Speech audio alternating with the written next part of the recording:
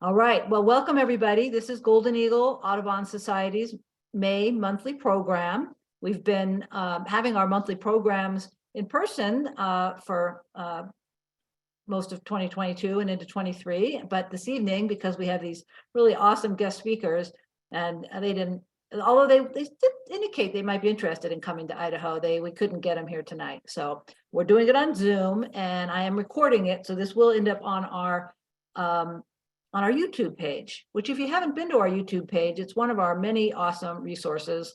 And there's a lot of interesting programs up there, and you can just watch them over and over again if you're trying to learn about some kind of birds or something like that.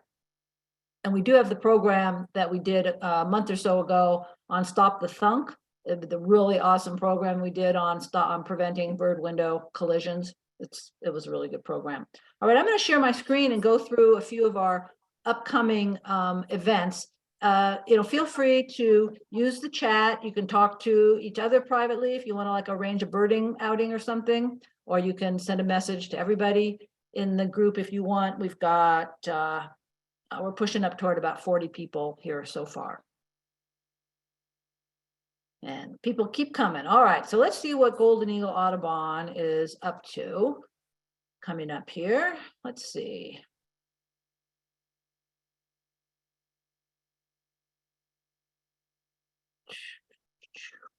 Okay. All right, so next week, just a week from tonight, we are actually having an in-person program because this person, while they don't, whoops, I tried to, humbug. I tried to get it so it didn't, wasn't going going forward. Okay, that's all right. Get out and bird. I can do this. Coming up, we're having a lot of field trips right now. Oh, I see. I bet I only made it go forward from here. Okay, get out and bird, May 13th to June 18th. We kicked it off last weekend with 3 different field trips. We're really trying to encourage people who haven't had a chance to get on one of our field trips to come out and bird and bring friends and family. Okay.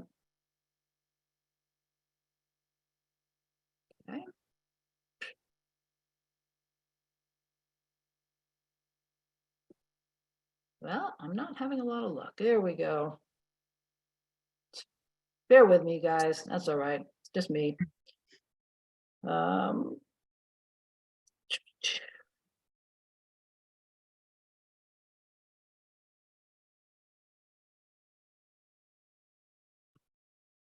Okay, Liz is trying to get her act together here. Next week, cultural history of hummingbirds at the Ustick and Cole Library, 6:30 to 8.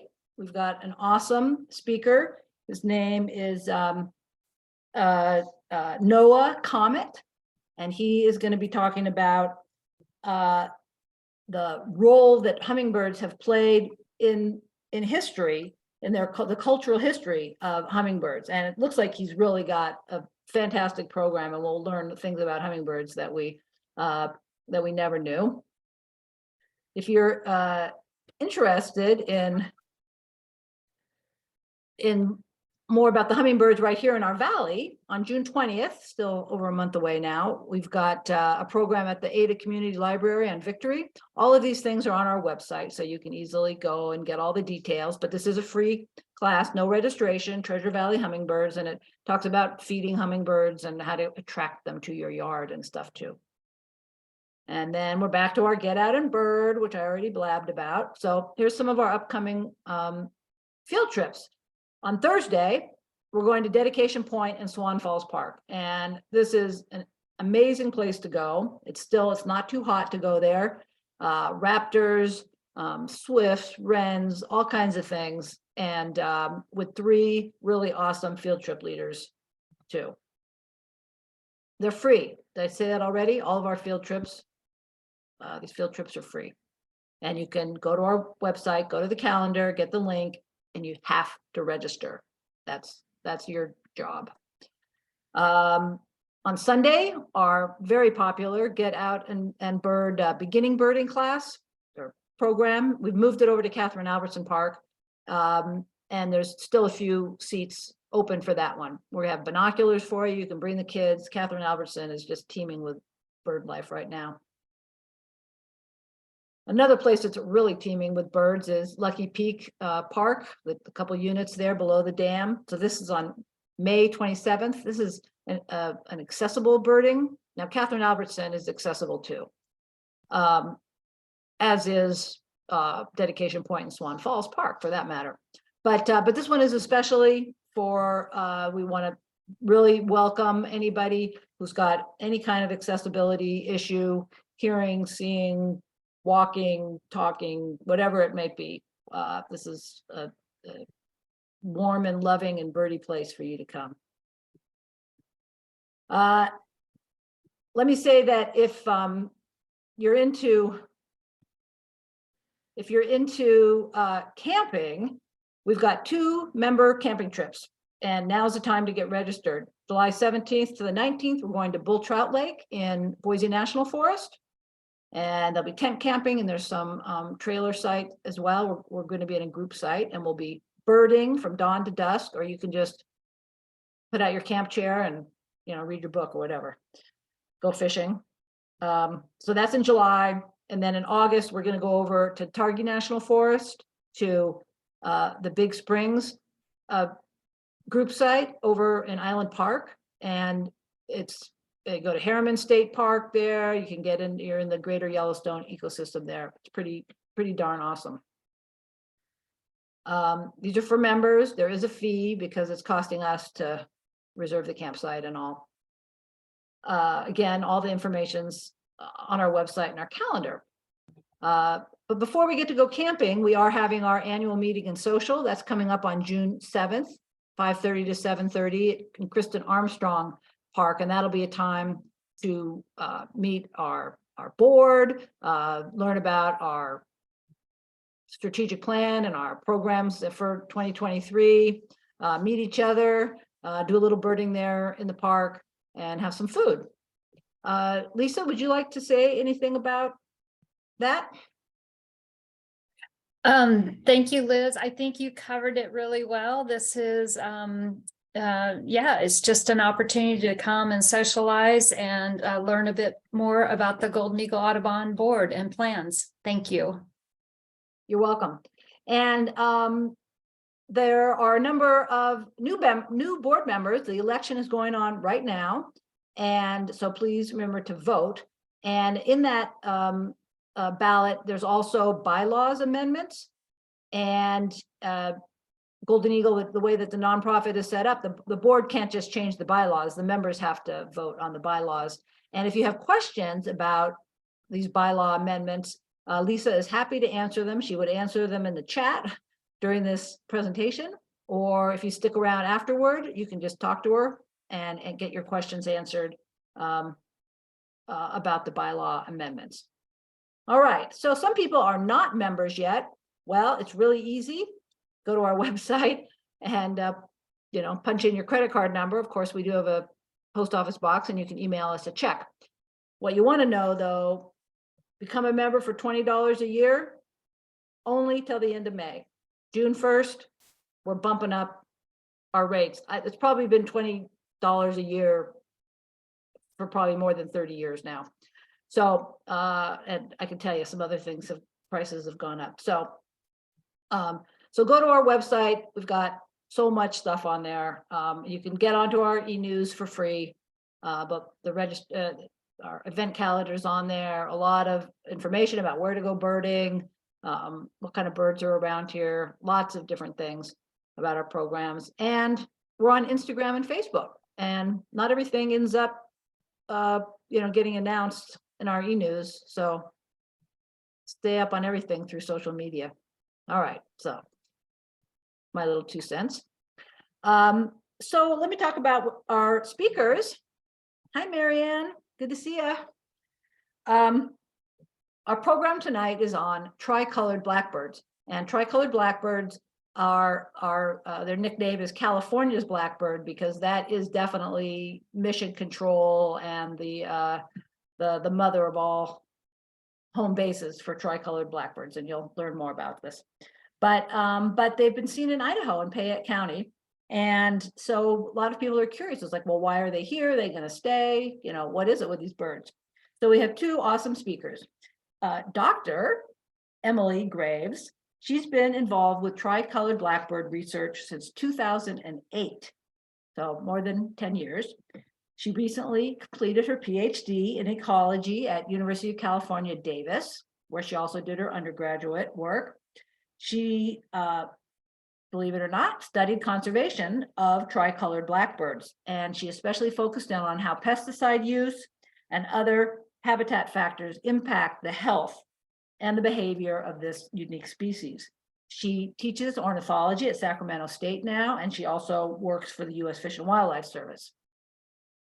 Emilie will talk first, and then Ian Souza-Cole will speak second. Ian comes to us from Audubon, California, an enormous and amazingly active and successful part of the Audubon family. He is a senior coordinator there. He manages programs for Audubon's Working Lands program. And these projects, as you would think, they focus on providing benefits to birds within the agricultural areas in California's Central Valley. I mean, you know, if you had been there 400 years ago and you came today, you probably wouldn't recognize the place, and the birds are probably saying that too.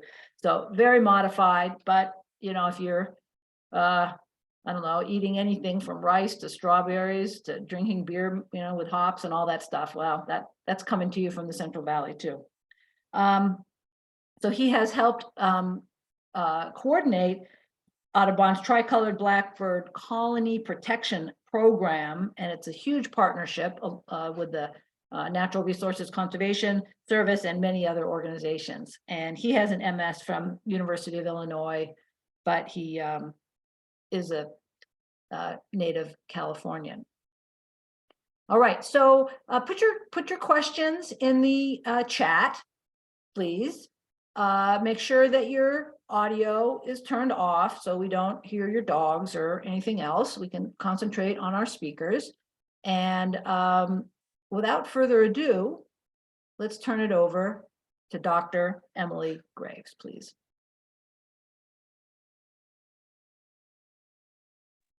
Great. Well, thank you so much for inviting me. It's great to be here virtually. Let me try and get my, okay, the slides showing up with just the slides properly. Assuming now we see the presenter view. Okay, now you see the presenter view. All right, let's see. Had it going well. Let's see. Oh, well. Now we see slides. Now it's just the slides. Okay, well, this will be fine. I will, yeah, so thanks so much for inviting me to talk about tricolored blackbirds. I'm not embarrassed to say that they're my favorite species. I've spent a lot of time thinking about them and researching them, banding them, watching them, all sorts of good stuff. So I'm happy to share about what makes tricolored blackbirds special and unique.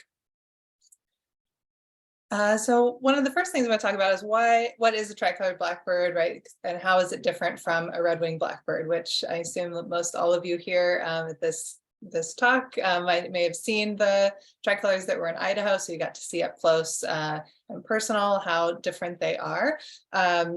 They are similar, however. So red-winged blackbird, is found pretty much all throughout North America.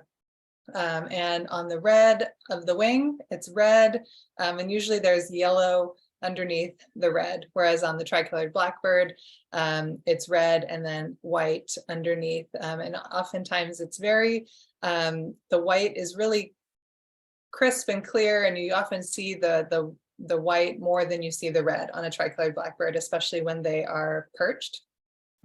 So you can see these two male tricolored blackbirds here on the left and a male redwing on the right.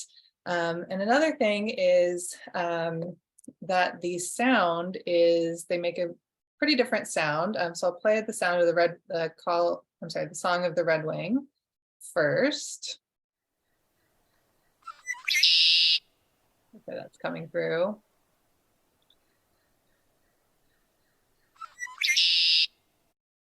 And then tricolored blackbird is a little bit less melodious than a red-winged blackbird, bit harsher, kind of sounds a little bit reminiscent of a cat, maybe a cat not having a great day.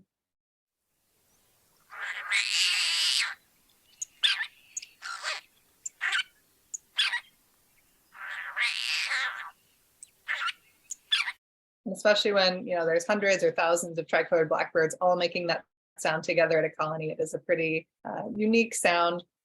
And so, you know, like we talked about, you know, normally tricolored blackbirds are for the most part only found in California. So you can see how different the range maps are here. More sounds. And so one interesting thing about California and our red wings blackbirds is that we have, especially along the coast of California, we have what's called the bicolored blackbird. It's actually a subspecies or variation of red-winged blackbird that it does not have any of the yellow coloration on the wing. It just has red only.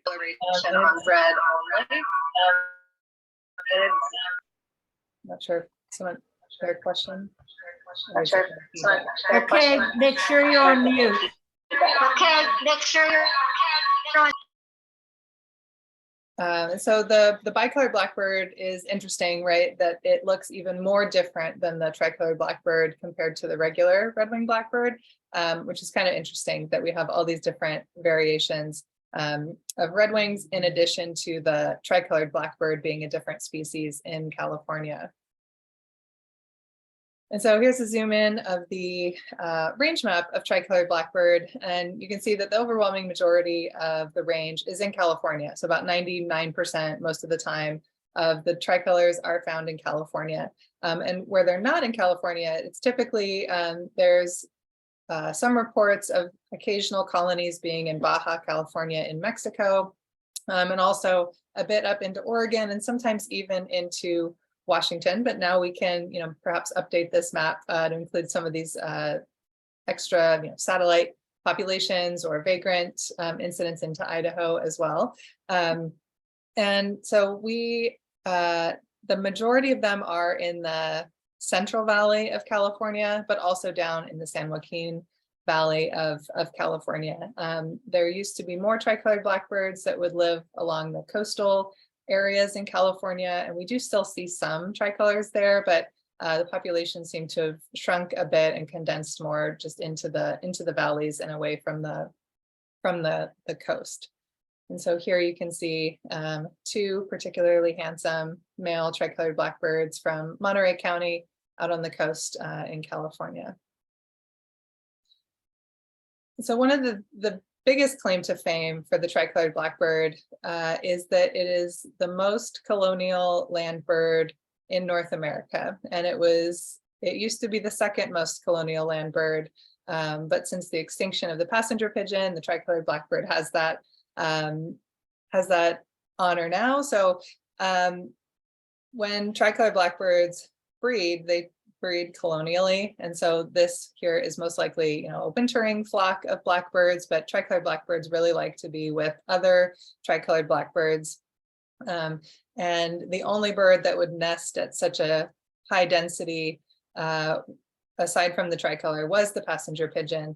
But so even though, you know, tricolored blackbirds, we still have them around in pretty good numbers in California. They used to be a lot more common. So there was this quote from a naturalist in the mid 1800s that would describe the flocks of wintering tricolored blackbird flocks, that they would darken the sky for some time by their masses, right? And that the flocks were so big that they would darken block out the sunlight, you know, when they would fly by. Just these huge, massive colonies of birds. So here's a video that I took of a relatively large tricolored blackbird colony. By modern standards, it was about 20,000 birds down in Merced County. You can see the birds just kind of milling about. At this point in the colony, they were provisioning young. But, even you can see how many of them there are down in this dense vegetation. And so this is a pretty common sight at a tricolored blackbird colony, especially one that is sizable. And so another interesting thing about tricolors is that they are polygynous, right? So they engage in polyamory, which red-winged blackbirds do as well. But red-winged blackbirds are a bit more polygynous. Male redwings have been documented as, one male will breed with up to 15 females in a breeding season, or those 15 females will nest in his territory. Whereas tricolored blackbird males, they have a much smaller territory given their colonial behavior. And usually they will breed between 1 and 4 females, but it usually about two females per male is a pretty standard observation for tricolors. And one of the ways that researchers will sometimes estimate the amount of tricolored blackbirds in a breeding colony is to go in and count the nests that are left after the birds have finished breeding.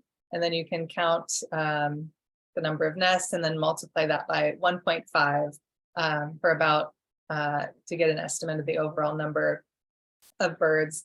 Check here.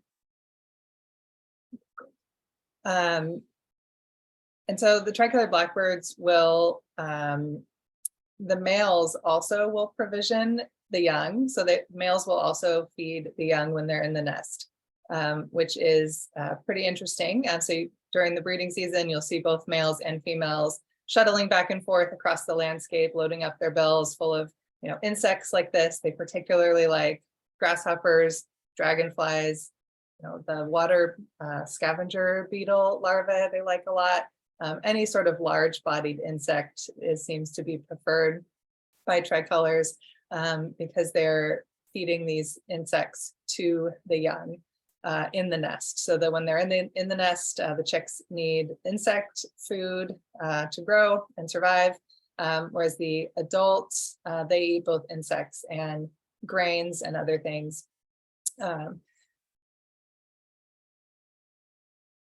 Tricolored blackbirds are also described as being itinerant breeders, which is also a bit unique.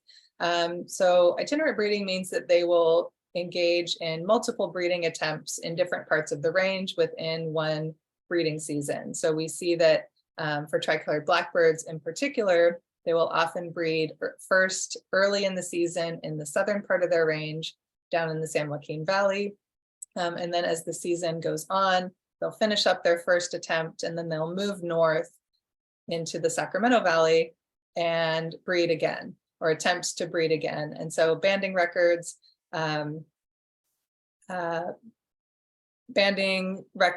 we've caught individual female tricolored blackbirds at multiple different breeding colonies in the same season. So we know that a lot of the birds do multiple reproductive attempts per year. Which is pretty interesting that they engage in this many breeding attempts, or at least they can. And so one of the reasons that there's been so much interest in tricolored blackbirds in California, in addition to them being extremely unique with their behavior and being so different from red-winged blackbirds, is because they have experienced pretty large population declines that we know have occurred over the last 100 years and more in more recent decades.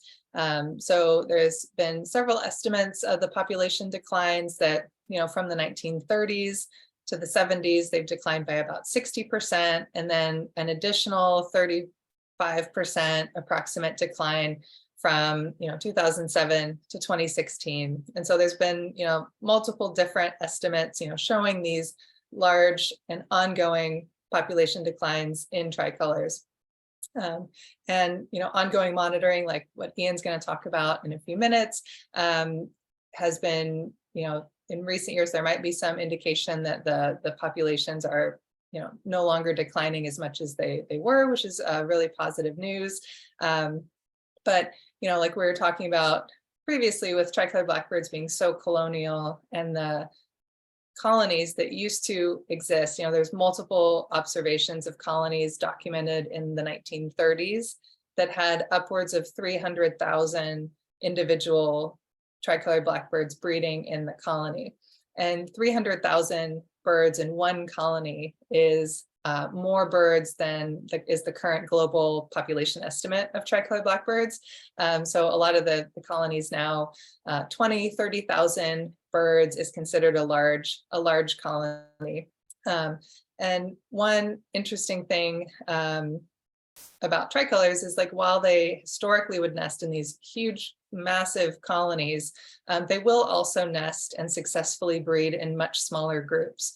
So there's been colonies that have only been like 20 birds, and they will still successfully raise young and reproduce, which was a bit different from passenger pigeon, right, which didn't really breed anymore once the populations got pretty low. And so as a result of these ongoing population declines, the tricolored blackbird was listed under the California Endangered Species Act in 2018 as threatened.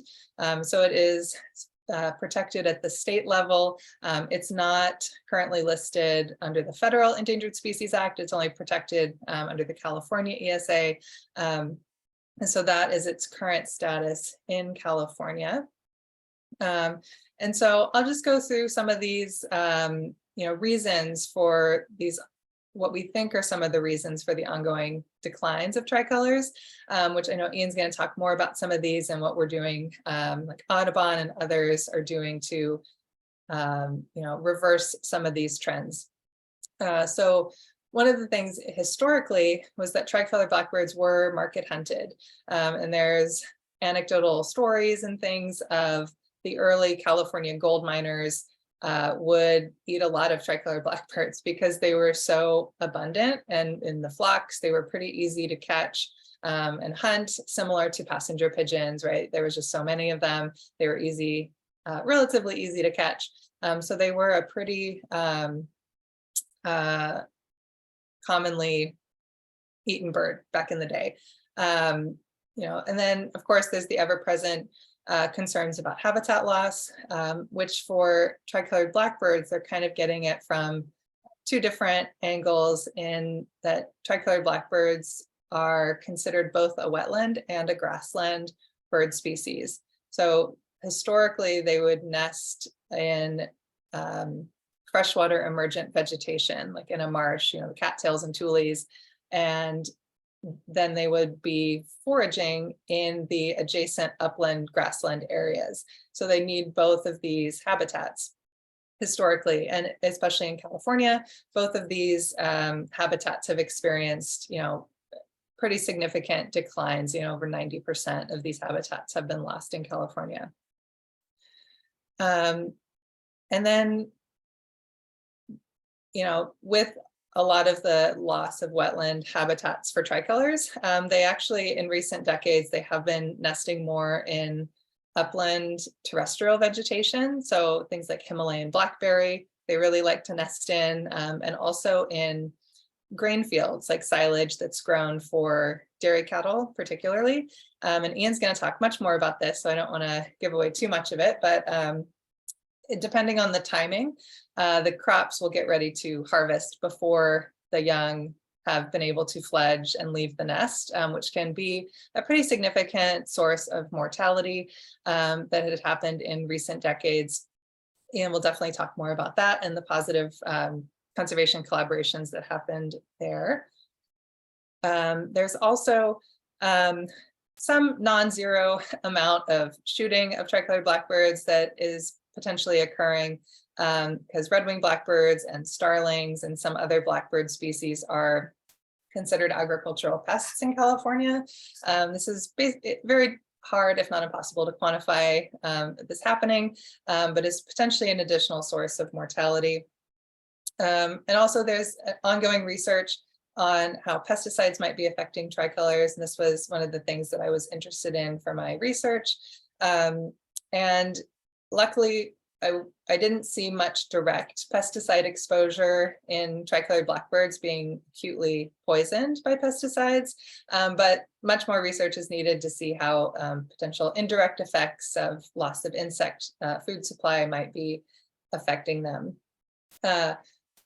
So lots of really interesting stuff there, and hopefully this has set the stage for turning it over here to Ian to talk more about some of the ongoing work that's being done for tricolored blackbird research and conservation.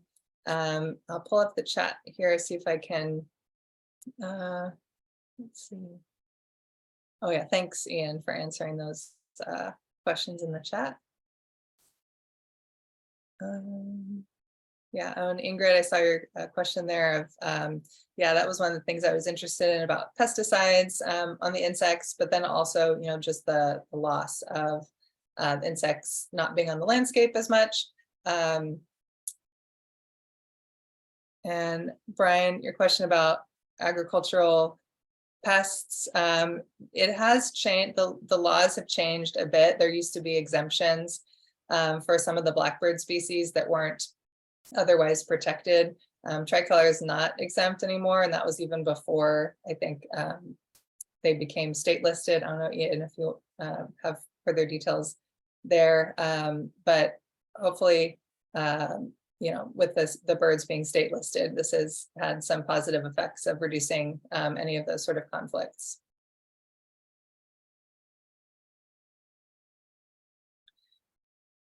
I think That's great, Emily. questions in the chat. Yeah, so That's great. That's great. You can, I'm gonna run another quick poll here, and we're gonna see. No, we want poll number 2. We want poll number. So this is just a 1-question poll. It's an easy one. Have you seen a tricolored blackbird? Yes or no?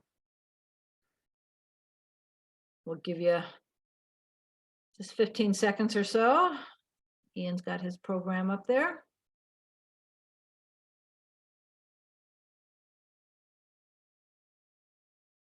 Have you seen a tricolored blackbird?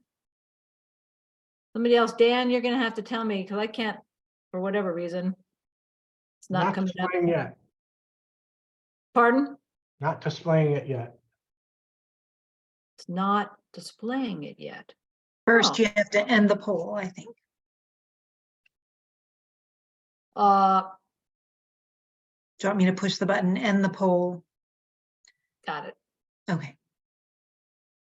And Yeah, it's like you got 20, a good photo of a second-year male tricolored blackbird there in your photo. Oh, good. Louisa will be interested to know that that's what it was. That orange. Where is it? It's on the far right, like the male that's kind of in the middle, the one below. Yeah, that one, it looks like that's the second-year male plumage of a tricolor. Nice. Cool. Yeah, well, Okay. thanks for inviting us today. I started working for Audubon in September, so I'm relatively new to this sphere of research and conservation. I did work as a technician for them on tricolored blackbirds back in 2016, so I helped identify colonies and kind of delineate. And I was part of the team then, and then I was away for a while, and I came back recently. And one of my major duties is helping to implement this conservation project. So I wouldn't say I'm an expert. I definitely don't have as much experience as Emily, but I'm definitely getting into the flow of things and learning a lot this season. And yeah, a few things to share with you today. So like Emily mentioned, there's quite a degree of conflict between agriculture and these birds during the breeding season, unfortunately. So these birds are really drawn to the dairies for multiple reasons. One is that throughout the year, not just in the breeding season, there's this abundance of food. So here you can see a flock of tricolors and other blackbirds. I'm sure there's other blackbirds, brewers, blackbirds, redwings, usually there's starlings too, in these dairy pens, and they're getting fat on corn. So these piles here that the cows are feeding on, it's a mixture of silage and cracked corn and oats and all sorts of nutritional things for the cows, and it's easy for the birds to access. So that's one way that the dairy industry is affected. That one's probably not that serious, but there is some degree of feed loss from the birds here.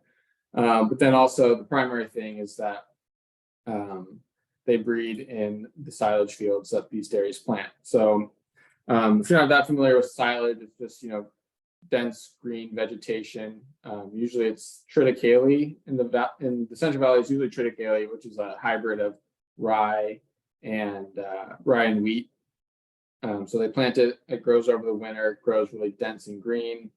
And there's a conflict in phenology. So basically, the birds start scouting out for colonies in March, start settling down at the end of March, and then they nest in April and May.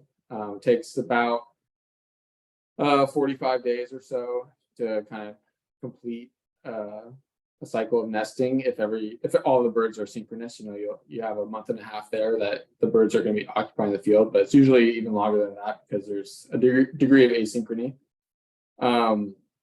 And so that kind of puts it in perfect conflict with when the dairymen want to harvest these fields. They're usually at the perfect, degree of moisture, and the highest yield available is usually some point in the end of April, early May. And so there's a conflict here. And so unless something is done to, prevent harvest, nests like these would get mowed down. And so these are some pictures from this year showing a nest in a triticale field with 4 eggs. And then this second photo is actually not in a triticale field, but it was in a field that was harvested for silage, but it's much more weedy, with 1 chick hatched. And then usually they kind of whittle down to just 1 or 2 chicks that reach fledging age. And so here's 2 chicks that are getting close to fledging, but not quite there yet, still sitting in the nest, and that's in a silage field. So anyways, there's an issue here, and NRCS has been working on this for a while, much longer than, well, I don't know exactly the full history, but they've been aware of the issue and they've been working with the industry to try to protect these colonies. But over the years, it's kind of become more formalized and there's been more partners brought in. And it went from a point where, not every colony on a dairy was being protected, 20 years ago, but now pretty much every colony that's on a dairy in the Central Valley is going to be identified by this partnership, and we're going to make sure that it fledges young, or at least that it's not going to get prematurely harvested. And so this is it's called a regional conservation partnership. It's called an RCPP. NRCS kind of does these in areas where they bring in various different partners who all have different expertise and different connections, and kind of creates this agreement where we all work together to kind of deliver conservation success. In this case, it involves Audubon and NRCS. The dairy industry is represented by Western United Dairymen and the Dairy Cares Group. And then California Department of Fish and Wildlife is very involved, as is the Farm Bureau. And the goal is to protect silage colonies by delaying harvest to make sure the birds can fledge. And it also involves looking at new solutions, piloting new ideas to see if there's ways that we can kind of alleviate this conflict between the birds and the dairymen. And also involves talking with the dairy community. That's where the Western United Dairymen come in. They're really important in terms of outreach to the dairy community and talking to them and making sure that they're kind of working in line with us to, everybody's kind of has the same goal.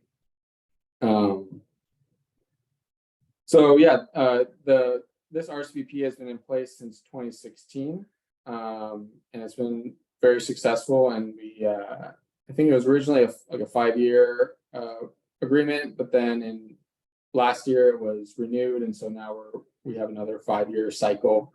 I think 21 to 26. So at least through 2026, this will still be going on. Emilie already showed probably a better video of what a colony looks like, but I'll just show this one also. So this is a triticale field. I forget what stage they were at. Based on the weather, it doesn't look like this now. So it's probably, mid-April. They're probably just starting to settle down and form a colony. But as you can see, there's hundreds of birds visible, but there's probably even hundreds, if not thousands more that aren't at the colony at that moment. They're out foraging or gathering nesting supplies. So they're just down in the triticale, so you can't see them. But in terms of what we do out in these fields is, we monitor the colony progression. We provide information to the dairy operator about when we expect the birds to kind of wrap up nesting, and we delineate the colony boundaries. So they don't always take up the entire field. So this photo on the right was a field that the dairy operator wanted to harvest. We said the colony, is over here on the right side of the field. We went out and flagged it. You can see this stake with flagging. Said everything to the left of those flags you can harvest. It won't affect the birds, but everything to the right we want to preserve until the fledglings are able to fly and get out of there.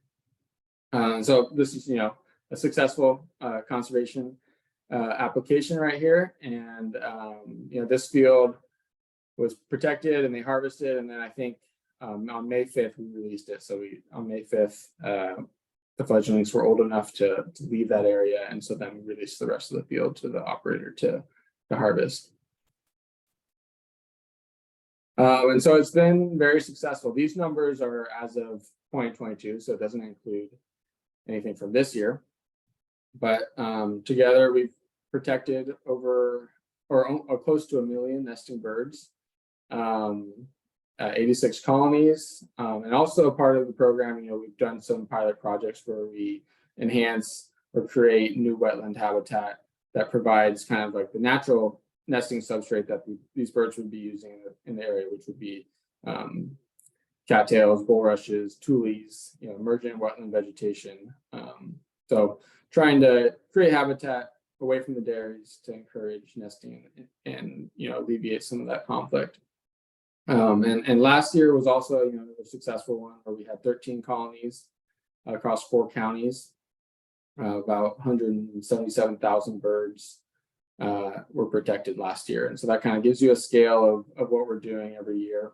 And yeah, we're continuing to do that this year. I don't think we have quite 13 colonies on dairies, but the interesting thing this year is because it was so wet, you guys probably heard about how much rain we got in California.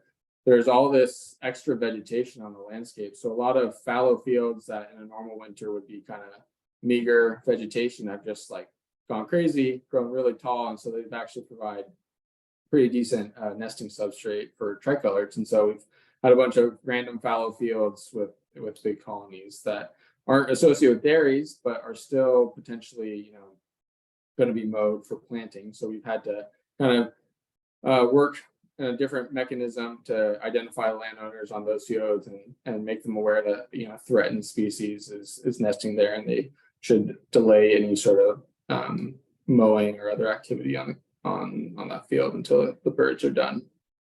So that's what Audubon does in partnership with NRCS. That's kind of our conservation initiative. There's a lot more to it, and I can answer questions afterwards, but I'm going to move on to just a little bit more details about the birds and kind of the conservation story more generally in the numbers. And so the big way that we monitor this species is through the statewide survey, and it's a triennial survey organized by UC Davis and the Tricolored Blackbird Working Group. So every 3 years, an army of volunteers tries to survey all of these dots across California. And also, I've never actually participated because the last time it was done was last year before I started at Audubon. But also, I think they also survey some colonies that are just over the border in Baja California, and maybe also they've started to incorporate some of the small colonies in Oregon and Washington. But anyways, it's hundreds of volunteers going to all these sites within a weekend to try to get, a snapshot of how many birds are out there breeding on the landscape. So it's a big effort. That's why I guess it only happens every 3 years. And it's a growing effort. So I think it started in 2000 and it's only 200 sites, but now we've identified more sites and there's more volunteers involved. And so we're able to cover almost 900 sites in a year. And the results are, our primary way of tracking this species. And so, prior to listing in 2018, one of the big impetuses for that was this 2014 number, which was, pretty concerning. I mean, there was already, even before 2008, we knew the population was getting lower, but that decline between 2008 and 2014 was kind of a wake-up call, and that helped getting the bird listed. Along with that, there's been, the RSVP and more, kind of the 100% colony protection for these dairy colonies. And so together, it seems like the conservation efforts and the general awareness about this species has, at the very least, it seems to have staved off any further declines. There's a degree of error with these numbers. Can't say for certain that the uptick that we've seen over the last 3 surveys is for real, but it seems encouraging. At the very least, we're probably not seeing further decreases. And I forgot to mention that obviously 2020 was missed. And so it was actually a 5-year gap between the last survey and 2017 survey because of the pandemic. But so yeah, 200,000 birds in 2022, which is a better number than 2014. And trying to tie this into what brought you guys all here tonight, and just thinking about the range expansion of this bird. And so I'm not totally certain on the timeline of the breeding birds in Oregon. I'm not sure how long they've been around. I think longer than the Washington breeding colonies. And there's actually a great paper that came out last year by Andrew McCormick, kind of detailing in depth the state of tricolors in the state of Washington. And they showed up in the state of Washington in 1998. So before that, there was not a single record. And now there's 5 or 6 colonies every year pop up in Washington in emergent vegetation. They're not agricultural colonies, and they're very small. So, we're seeing colonies of 30,000 down in the San Joaquin Valley of California, and up here in Washington, it's like 30 birds, max, or on average, it's 30 birds. So they're tiny in comparison. And yeah, like I said, they're not affecting ag in the same way that they are down here, which is probably a good thing for now. But one of the conclusions that Andrew reaches in this paper is that he doesn't really think that there's much more habitat or much more potential for expansion of the population here. There's probably going to, in Washington, and probably the same thing holds in Oregon, that they're kind of will maintain these small breeding colonies, but there isn't really the abundance of the requisite breeding habitat to really see an explosion of the population, or like see, birds from California start to settle in higher numbers in the Pacific Northwest because of, whatever conditions in California are worse. There could be that climate change or drought has driven birds to start exploring more in the region. Who knows? And so maybe that's a factor in why we have these guys that popped up here in Western Idaho. It's very cool. I noticed that the last observation was in April, so they haven't been seen in May. Be interesting to know what those birds did, if they're hanging around anywhere in the region, or if they kind of disappeared, went back to Oregon or something. But it's definitely a cool development, and I'm very interested to see where it goes. And related to that, this is real quick right at the end of the talk. We got some funding recently from Department of Fish and Wildlife to start studying the movement of tricolors. And focus of this is not to look at range expansion to the Pacific Northwest, but more to focus on kind of that itinerant breeding behavior that Emilie talked about. So kind of understanding linkages between the different breeding areas. So there's birds breeding in Southern California on the coast. in the foothills of the Sierra Nevada, and then the bulk of them are here in the Central Valley, so in San Joaquin and the Sacramento Valley. So kind of understanding those second breeding attempts, our colonies moving together from the San Joaquin Valley to the Sacramento Valley kind of as a group, just describing those movements more in detail. So the way we're going to do this is we're going to expand the MODIS network in California. I don't know if you guys know about MODIS, but it's these radio stations that detect tagged birds with tagged with little telemetry tags. I have photos on the next slide. And so there's already a pretty good network. This represents what the state has already put out on the landscape in terms of stations. And so we're going to add 5 more stations to this map, try to increase the coverage of the relevant area here in the Central Valley, and just look at how birds are moving around throughout the whole year. And there's probably some MODIS towers up in Idaho, and so you never know, one of them could fly that direction, and then you get some pretty awesome information.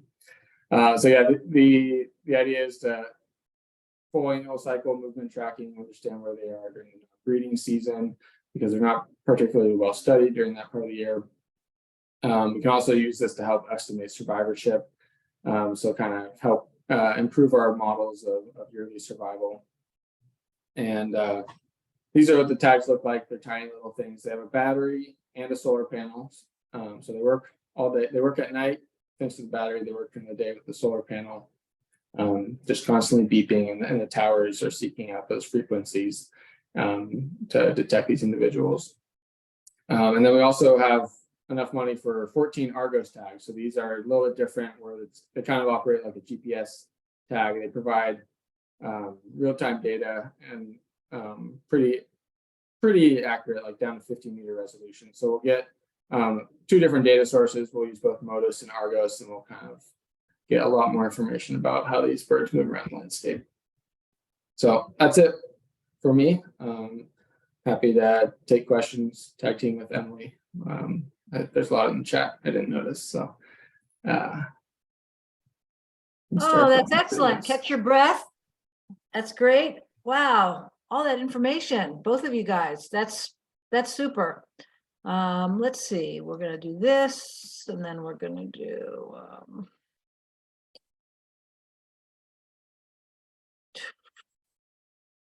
There we go. All right. Well, we do have people that did say that they have seen birds just in the past few days. Louisa says it's possible that they're breeding on inaccessible private lands, because that's where they are. They're over dairies, feedlots, and we aren't the Fish and Wildlife Service, so we don't get to knock on the door and say, hey, can we look around in your field and see if there's any nests? But maybe that will come in the future if it seems like it's an important thing. Yeah, I mean, the way we operate with the RSPP is we hire people to just drive around all the public roads. So we actually don't have a lot of private access until we actually reach an agreement with the landowner. And that works for us in dairy country in the San Joaquin Valley. Luckily, we can just drive public roads and identify all of these colonies. But yeah, so that'd be very interesting to kind of understand what they're doing. But I'm happy to know that they're sticking around in Payette County. Well, let's go back, and I'm just going to repeat some of the answers that got put in there, since not everybody's reading the chat. Brian had asked with the gestation length, and Ian says about 15 days for incubation and another 15 days to fledge, and then you also have 15 days in there to like get it all together and do all your mating things and make your nests and all that. And they don't all, of course, do everything on the same day. And then how about this question of Tulare Lake? And you might explain what Tulare Lake is. Alicia obviously knows. Do you anticipate any bird population changes or returning species? And you're still on mute, Emilie, so if you're going to talk, unmute yourself. Yeah, I think that's a great question. I'll answer it just to start because I've been down there a lot lately. I go down to the Tulare Lake region weekly for tricolor colonies, because a lot of these dairies are in the vicinity of the old lake bed. So Tulare Lake was, there's the Sacramento Valley, Sacramento River, the San Joaquin Valley with the San Joaquin River, but then south of that, still in the valley, but there was this basin that would have got filled by various rivers, Kings River, Kern River, Tule River, and they all kind of just ended up in this basin and formed this huge lake that kind of over the years would change in size based on how much snow melt there was. And it was probably this amazing wetland that was totally lost because it was drained for agriculture. And so now it's, just massive like cotton fields and other row crops. But it's flooding right now because of the crazy snow melt. And it's every week it's getting a little bigger. They don't have anywhere else to put the water. So the wildlife response has been cool. And there's all these breeding ducks down there right now that are just loving the water. And in terms of tricolor habitat, I mean, it's, they need that emergent vegetation, which is, takes a little while to develop, and the lake will probably be gone before that can happen, unless there's some big conservation initiative to reflood a portion of it. But it's a cool spectacle right now, but also, has some drawbacks. There's a lot of people who live in that area, communities that are threatened by the floodwaters, and there's, health hazards with flooding. So it's cool for the wildlife, but also concerning. So. Yeah, I don't really have anything to add. Most of my work with tricolors had been up in the more northern part of the range in the Sacramento Valley.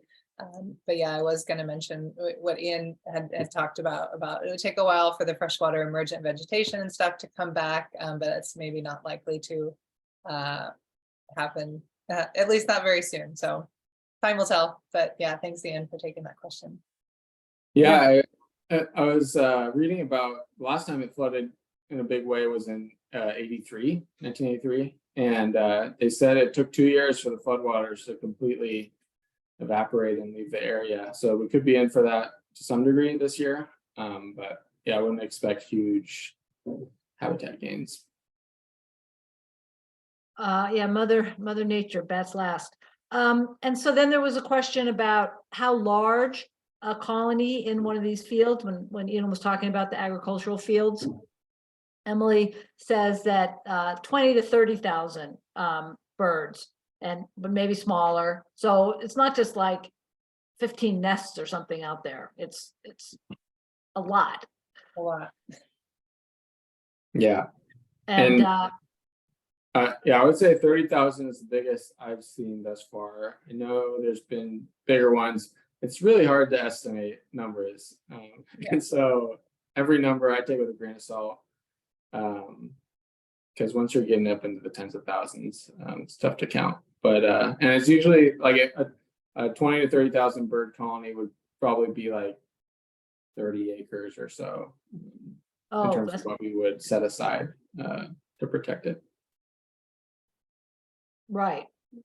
And then the question of when you say nesting birds, are you meaning birds, like baby birds in the nest, or are you talking about the adult female bird or the male birds?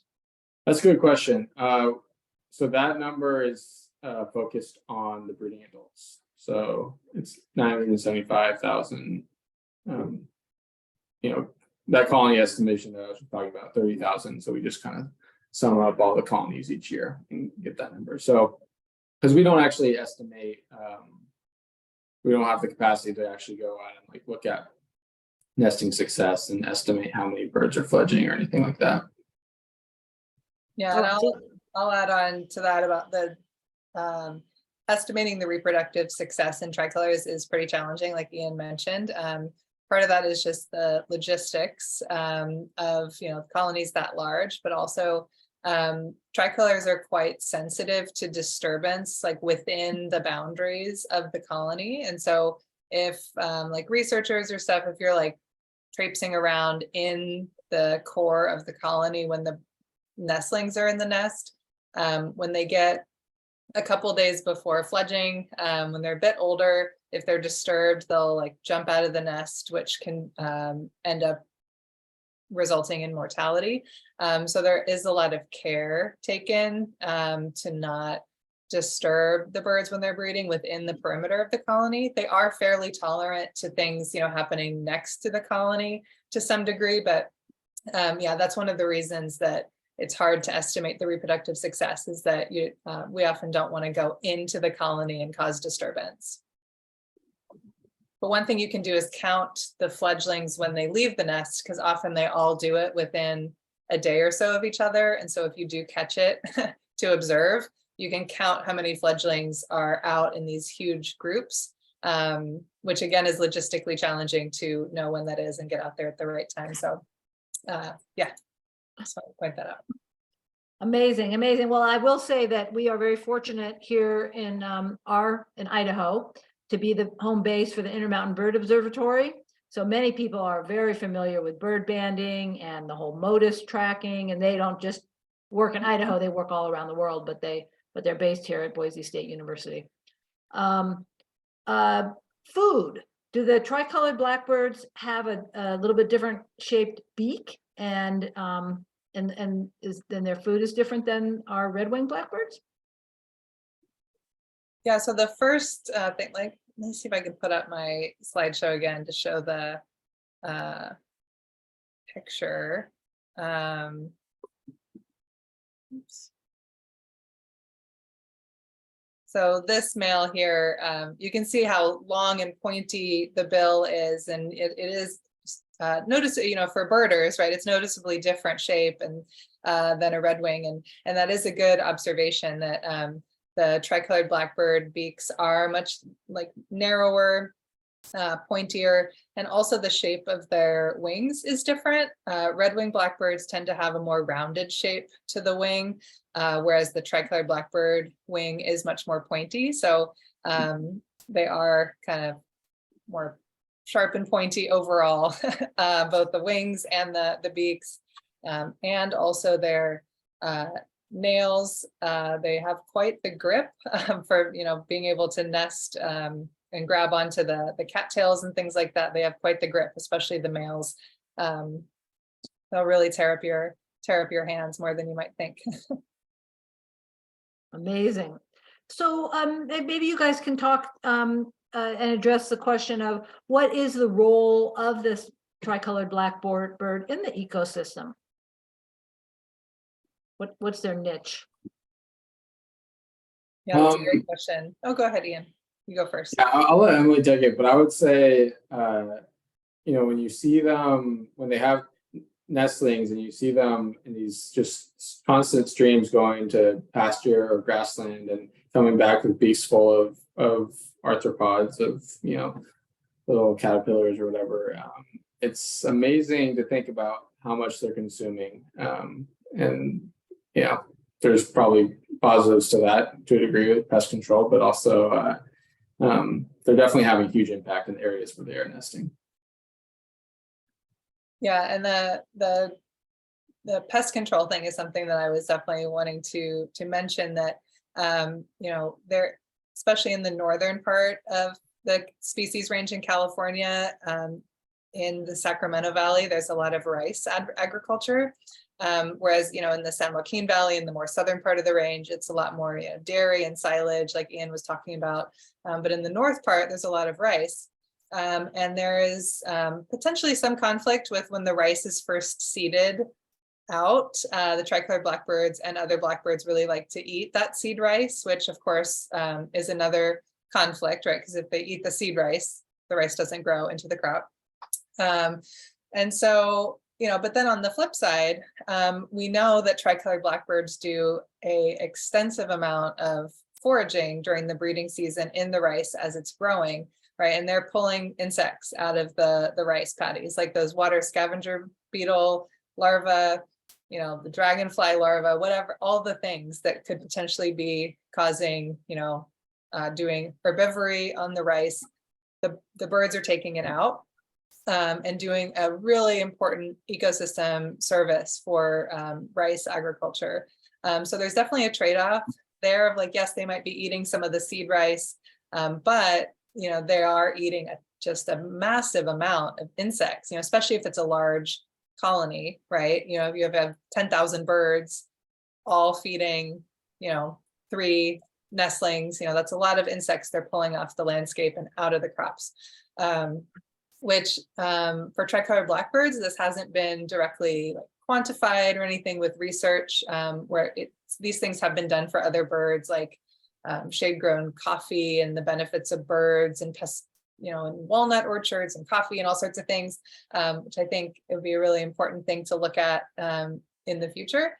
But also I think that a similar thing is at play in the dairy silage fields, like Ian was mentioning, that the birds are eating the insects, which potentially means less, insecticides have to be used on the landscape. So kind of a win-win situation as well. Do you think there's enough bird droppings? I know that, you bring cows in, that's like a part of the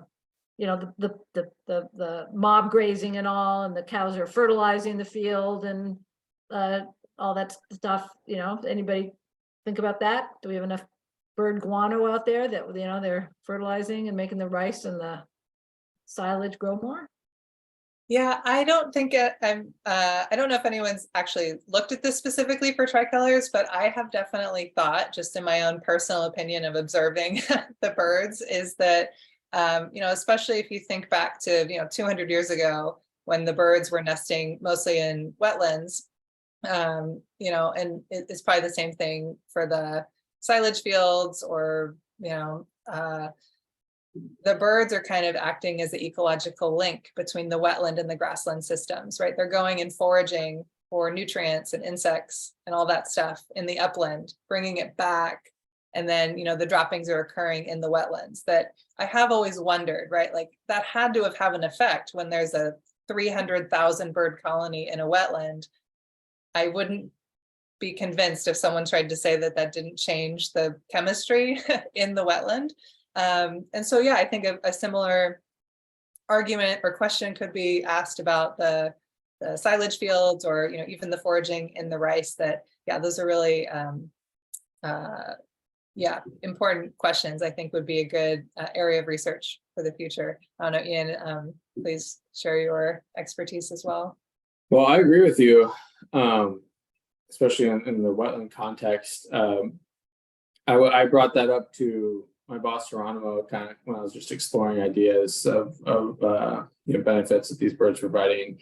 He did mention to me that all of these silage fields that are planted right next to dairies, they're all flood irrigated with the lagoon water from the dairy. So it's all, they flush the cow pens with water and then they just irrigate the field with that. So it's already like incredibly high nitrogen content irrigation going on. But there could definitely be agricultural settings where they're not using that type of water. And so there would be a way to try to quantify the benefit of bird spring there.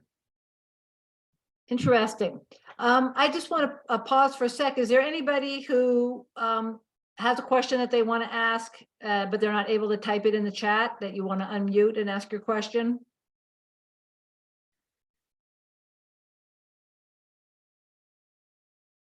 Well, let's thank our speakers. This is awesome. I mean, wow, they've gone to school and dedicated a bazillion hours sitting out there in rice fields and all, to and out there talking with the farmers, doing that really, thanks Brian, doing that amazing partnership work. We've got partnerships going on in Idaho too, and it really takes a team to make this work, and everybody has to be able to get along to and trust each other. So that's super important work. We're really glad that that you guys could spend time with us this evening.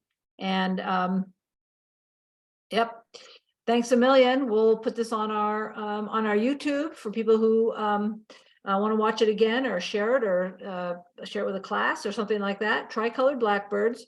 And we will people need to keep posting their sightings on eBird, so Ian and Dr. Graves and others can see where they're showing up. Now they know to look for them here. And why don't you guys put your contact information. Dr. Graves and Ian, why don't you put contact information into the chat, your email address? That would be awesome in case somebody does want to ask further questions or learn how they too can become a tricolored blackbird researcher, whatever. And we hope to see many of you in person next week at our cultural history of hummingbirds, which will be a bird of a different color. It'll be pretty interesting. And if you do have questions about the bylaw amendments that we're voting on, please stick around and we'll bid adieu to Emilie and Ian. Thank you very much for being here this evening. Thank you. Thank you all. Great job. Right.